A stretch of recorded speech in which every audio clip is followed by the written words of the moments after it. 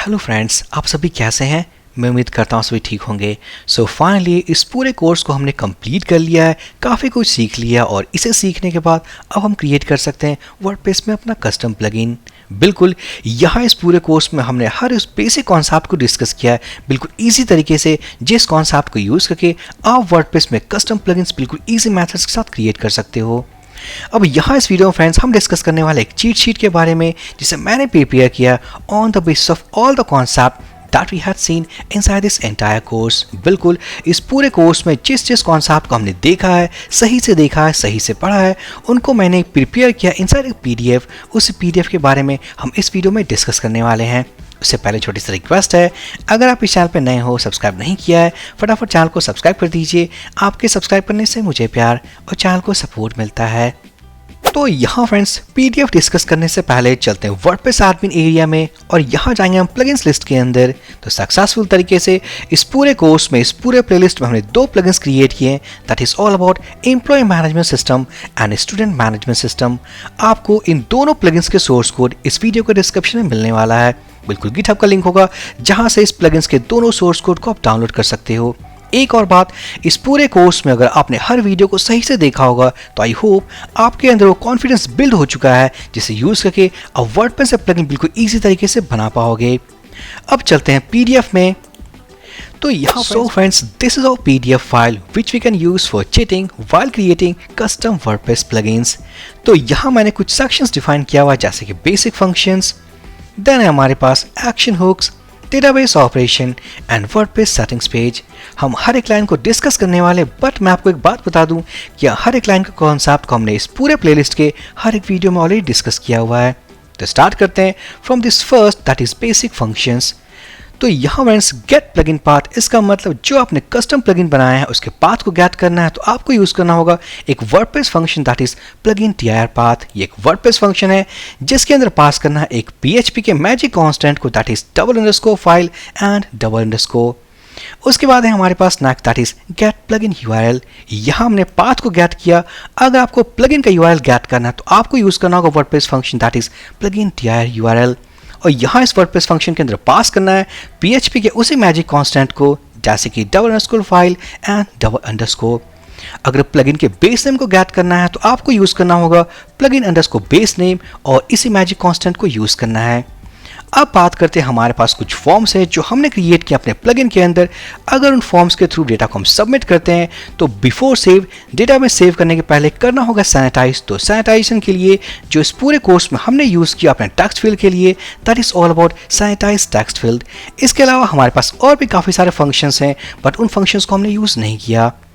Then है हमारे पास, अगर वर्डप्रेस में आपने कोई प्लगइन बनाया, आफ्टर एक्टिवेशन आप चाहते हो कि आपके प्लगइन का एक मेन्यू ऐड हो जाए वर्डप्रेस एडमिन एरिया में, तो आपको यूज करना है add menu page. It's a WordPress function. अगर बात करें सब मेन्यू के लिए तो आपको यूज करना होगा ऐड सब मेन्यू पेज।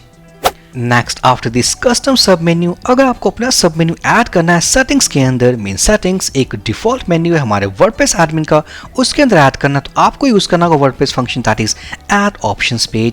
इसे यूज करते हो, उसके पैरामीटर्स को फिल करते हो तो ऑटोमेटिकली जो आप सब मेन्यू ऐड करने वाले हो it will go inside settings menu. अगर बात करें कि अगर अपने प्लगइन के अंदर हम CSS फाइल को ऐड करना चाहते हैं तो वर्डप्रेस का फंक्शन जो यूज करना है that is all about wp_enqueue_style। अगर बात करें JS फाइल्स के बारे में तो आपको यूज करना होगा wp_enqueue_script।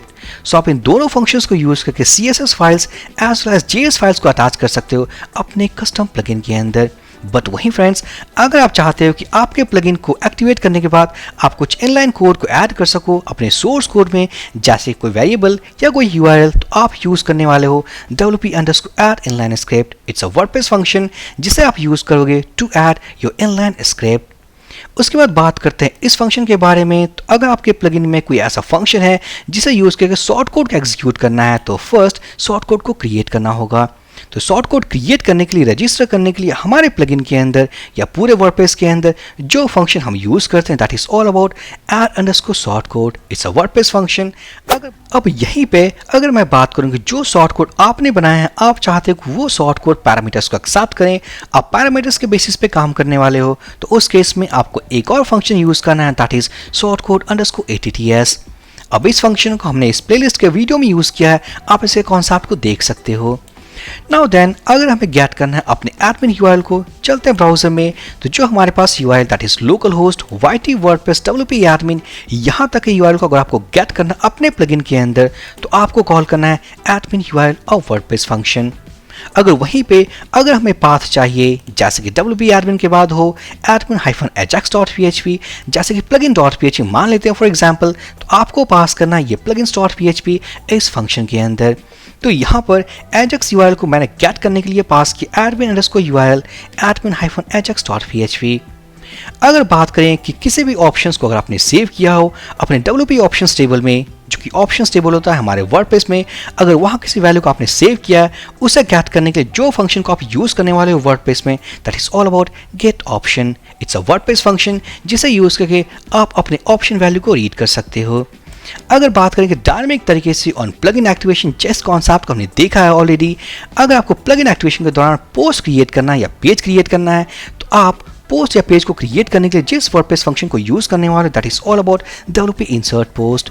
यहाँ फ्रेंड्स ये एक वर्डप्रेस फंक्शन है जिसके पैरामीटर्स में एक एरे पास करना है। एक एरे के अंदर हमारे पास काफी सारे वैल्यूज होने वाले हैं, जैसे कि title, post status, post content, post name and post type. एक बार सही तरीके से पैरामीटर्स को पास कर दिया आपने, तो इस फंक्शन को यूज करके आप वर्डप्रेस के डेटाबेस में जो कि WP_post होता है, उस वाले टेबल में आप अपने डेटा को इंसर्ट कर पाओगे। सो ये कुछ बेसिक फंक्शंस जो हमने सही तरीके से इस पूरे प्लेलिस्ट के हर एक वीडियो में यूज किया है। सो यहाँ पर एक्शन हुक्स के डिस्कशन को स्टार्ट करने के पहले मैं आपको ये बता दूं कि ये काफ़ी इंपॉर्टेंट रोल प्ले करते हैं हमारे किसी फंक्शन को एग्जीक्यूट करने के लिए। एक्शन हुक का मतलब है सिंपल, इट्स अ हुक।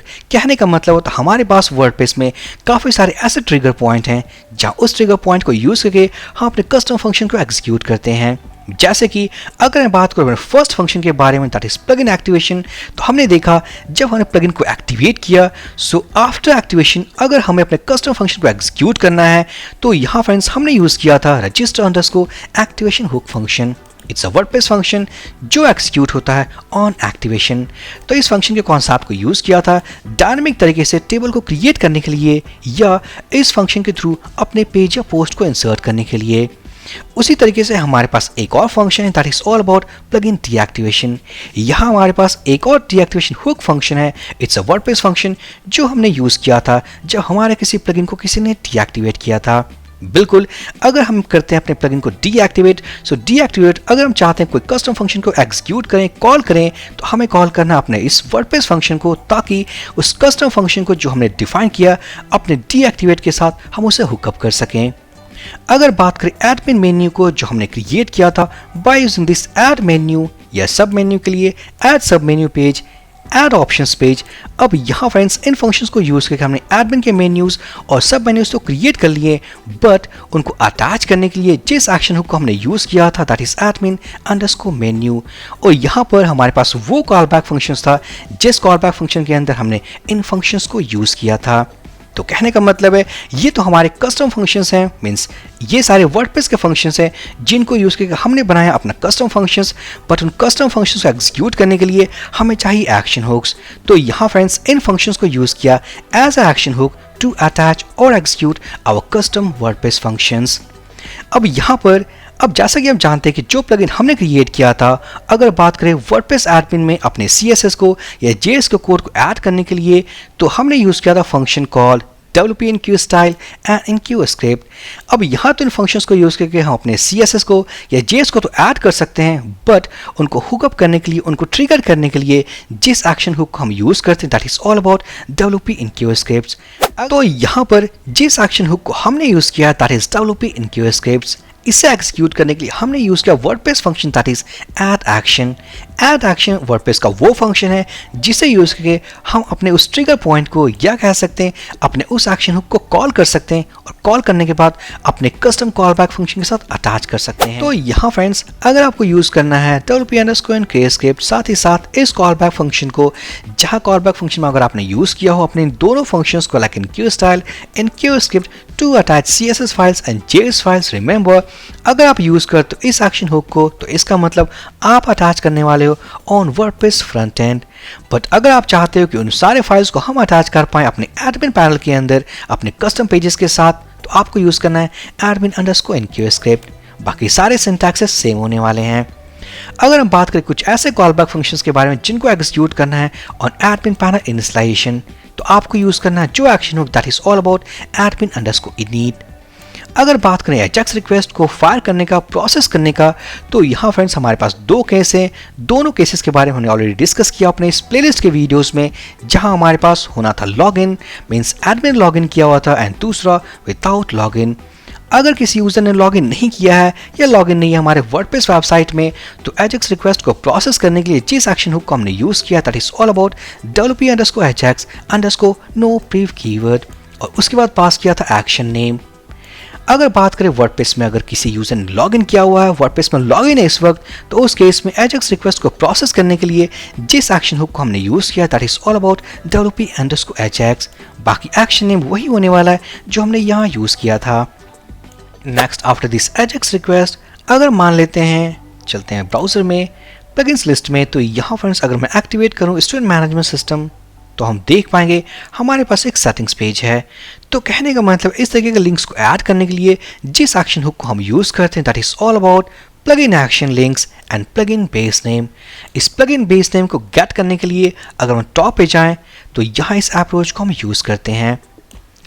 तने हमारे पास ये जो सेक्शन था हमारा एक्शन हुक का वो कंप्लीट हो चुका है। इन सारे कॉन्सेप्ट्स के बारे में, चाहे वो बेसिक फंक्शंस हो या एक्शन हुक्स हो, हमने हर एक पॉइंट को बिल्कुल इस वीडियोस में या कहें इस पूरे प्लेलिस्ट के हर एक वीडियोस में हमने ऑलरेडी कवर किया हुआ है। अब हम देखने वाले ऑल ओवर डेटाबेस ऑपरेशन। तो फर्स्ट हमें डेटाबेस के ऑपरेशंस को यूज करने के लिए इस कीवर्ड को या wp_db ऑब्जेक्ट को ग्लोबल तरीके से इंपोर्ट करना होता है। तो हम क्या यूज करते हैं, ग्लोबल wp_db। अब टेबल के प्रीफिक्स को गेट करना है तो हम यूज करते हैं wp_db arrow operator and prefix property. ये रिटर्न करने वाला, जैसे कि मेरे केस में किया था इसने wp_। अगर आपके केस में टेबल का प्रीफिक्स है लाइक tb_ या कुछ और है, तो उस केस में आपको वो प्रीफिक्स रिटर्न वैल्यू होने वाला है। अगर हमें डेटाबेस में इंसर्ट करना हो अपने किसी टेबल के अंदर, तो हम यूज करेंगे wp_db insert method, then we have the table name and array of data. Insertion के बाद अगर हमें चाहिए उसके ऑटो इंक्रीमेंट का जो ऑटो इंक्रीमेंटेड आईडी जो ऑटो जनरेट हुई है, तो हम यूज करने वाले wp_db and insert ID property. अगर अपडेट करना है wp_db update method, table name, updated data means कौन सा डेटा अपडेट करना है, साथ ही साथ कंडीशन। अगर डिलीट करना है डिलीट मेथड हम कॉल करेंगे अपने इस ऑब्जेक्ट के थ्रू, देन पास करेंगे table name and condition. Now after this delete method, then अगर हम कहें डेटा सेलेक्ट के बारे में, तो हमारे पास दो मेथड्स होने वाले हैं जैसे कि get results and get row. Get results का सिंपल सा मीनिंग है सारे डेटा चाहिए जो हमने स्टोर किया है, सभी डेटास को गेट करने के लिए हम यूज करते हैं इस मेथड को। यहाँ पास करेंगे क्वेरी, सो बाय डिफॉल्ट ये रिटर्न करने वाला all the data in object format. But अगर आपको चाहिए एसोसिएटिव एरे में, तो इसी मेथड में सेकंड पैरामीटर पास करें that is array_a which means associative array. अगर बात करें किसी कंडीशन के बेसिस पे ओनली ए सिंगल स्पेसिफिक रो हमारे पास आए इंस्टेड ऑफ ऑल डेटा, तो हम यूज करने वाले गेट रो मेथड। पास करेंगे क्वेरी, सेम अगर हमें चाहिए एसोसिएटिव एरे में, तो हम पास करेंगे array_a। वहीं पे मान लेते हैं आपको किसी रॉ क्वेरी को एग्जीक्यूट करना हो, जैसे कि यहाँ जो फ्रेंड्स हमने यूज किया that is all about insert update delete. By default WordPress ने खुद से बैकग्राउंड क्वेरी को क्रिएट किया और उसे एग्जीक्यूट किया। बट इन सम केसेस आपके पास कुछ रॉ क्वेरीज हैं जिन्हें कस्टम तरीके से आपको एग्जीक्यूट करना है, तो आप यूज करने वाले वर्डप्रेस ऑब्जेक्ट के थ्रू क्वेरी मेथड। आप पास के अपने रॉ क्वेरी को यहाँ पर एक बार सही से पास कर दिया तो ऑटोमेटिक तरीके से वो क्वेरी एग्जीक्यूट होने वाला है। अब यहाँ बात करने वाले कुछ कॉन्स्टेंट्स के बारे में जिन कॉन्स्टेंट्स को हमने यूज किया है। डेटाबेस के यूजर नेम को चाहिए तो सिंपल हम यूज करेंगे db_user। पासवर्ड चाहिए जो आपके सेटअप का है db_password। डेटाबेस नेम चाहिए जो आपने यूज किया है db_name। एंड अगर आपको wp कंटेंट फोल्डर का पाथ चाहिए तो आप यूज करोगे wp_content_dir। सो यहाँ फ्रेंड्स हमने एक और सेक्शन कंप्लीट कर लिया that is all about database operation. या हर एक लाइन के कॉन्सेप्ट जो हमने डिस्कस किया अभी तक, इन सारे कॉन्सेप्ट बिल्कुल सही तरीके से इंप्लीमेंट किया हुआ है अपने इस पूरे प्लेलिस्ट के हर एक वीडियो में। अब बात करते हैं अपने लास्ट वाले सेक्शन के बारे में, that is all about WordPress settings page. तो इन सारे फंक्शंस को हम वहाँ यूज़ करते हैं जहाँ हमें क्रिएट करना होता है एक सेटिंग्स पेज। तो फर्स्ट अपने सेटिंग्स को रजिस्टर करने के लिए हमें चाहिए होता एक पैनल। उस पैनल को क्रिएट करते हैं यूजिंग सेटिंग्स फील्ड। अब यहाँ इस पैनल के अंदर हमें सारे सेक्शंस को डिस्प्ले करना होता है। सारे सेटिंग्स फील्ड को जो हम क्रिएट करते हैं उन्हें डिस्प्ले करना होता है, उसके लिए यूज़ करते हैं डू सेटिंग्स सेक्शन। अब बात करते हैं कि सारे सेक्शंस को क्रिएट कैसे करते हैं। तो यहाँ तो फर्स्ट हमने पैनल को क्रिएट कर लिया। अब इस पैनल के अंदर सेक्शंस को प्लेस करना है, तो हमने इसे यूज़ कर लिया। अब सेक्शन को क्रिएट करना है तो उसके लिए हम यूज़ करते हैं ऐड सेटिंग सेक्शन। अब हर एक सेक्शन के अंदर काफ़ी सारे सेटिंग्स फील्ड होते हैं। उन सेटिंग्स फील्ड को क्रिएट करने के लिए फर्स्ट हम उनको रजिस्टर करते हैं, तो हम यूज़ करते हैं रजिस्टर सेटिंग। यहाँ इस फंक्शन को यूज़ करके हम क्रिएट करते हैं एक ऑप्शन नेम, जिस ऑप्शन नेम को हम सेव करते हैं अपने ऑप्शंस टेबल में according to our settings field. अब सेटिंग्स फील्ड को क्रिएट करने के लिए अपने इस रजिस्टर सेटिंग्स के अकॉर्डिंग हम यूज़ करते हैं ऐड सेटिंग्स फील्ड। और एक बार सभी सेटिंग्स फील्ड्स को हमने क्रिएट कर दिया, प्लेस कर दिया, अब चाहिए एक सबमिट बटन, तो उसके लिए हम यूज़ करते हैं अपने सबमिट बटन वर्डप्रेस फंक्शन को। तो यहाँ फ्रेंड्स काफ़ी सारे ऐसे अमेजिंग इंटरेस्टिंग से कॉन्सेप्ट हैं हमारे इस पूरे प्लगइन डेवलपमेंट कोर्स में, जो काफ़ी हमने अच्छे तरीके से इस पूरे प्लेलिस्ट में कवर किया है। यहाँ इस PDF फाइल को डाउनलोड करने के बाद इसके हर एक लाइन ऑफ कोड को आपको इंप्लीमेंट करना है। अपने कस्टम प्लगइन को क्रिएट करते वक्त एक बार सही से आपने यूज़ कर लिया तो ट्रस्ट मी फ्रेंड, जब दोबारा आप प्लगइन क्रिएट करोगे तो आपके अंदर एक कंप्लीट कॉन्फिडेंस होगा, जिस कॉन्फिडेंस को यूज़ करके आप वर्डप्रेस प्लगइन्स बिल्कुल ईजी मेथड्स के साथ क्रिएट कर सकते हो। सो इस पूरे प्लेलिस्ट में हर एक वीडियो में मैंने कंप्लीट एक कॉन्सेप्ट दिया है आपको, जिसे आपको सीखना। सो प्लीज़ मेक श्योर कर लें कि आपने इस प्लेलिस्ट का हर एक वीडियो कवर किया है before creating any WordPress plugin. अगर आपने सही से सीख लिया इन सारे कॉन्सेप्ट को, तो आप वर्डप्रेस के प्लगइन्स बिल्कुल ईजी मेथड्स को, बेसिक्स कॉन्सेप्ट को यूज़ करके आप क्रिएट कर सकते हो। सो आई थिंक ये पूरा प्लेलिस्ट एक कंप्लीट इंफॉर्मेशन बॉक्स था to create a WordPress plugin from scratch up to advance level, जहां हमने काफी सारे कॉन्सेप्ट को देखा और उनको इंप्लीमेंट किया है। सो यहाँ फ्रेंड्स इस PDF को डाउनलोड करने का लिंक, साथ ही साथ अपने दोनों प्लगइन्स जो हमने क्रिएट किए हैं उसको डाउनलोड करने का लिंक मैं इस वीडियो को डिस्क्रिप्शन में डाल दूंगा, आप वहां से इसे डाउनलोड कर लेना। सो सक्सेसफुली इस प्लेलिस्ट के हर एक वीडियोस को यूज करके हमने कंप्लीट कर लिया है all about WordPress plugin development course. अब हम मिलते हैं वर्डप्रेस के किसी और कोर्स में उसके इंटरेस्टिंग और अमेजिंग कॉन्सेप्ट्स के साथ। So for this session guys, thank you for watching and have a great day.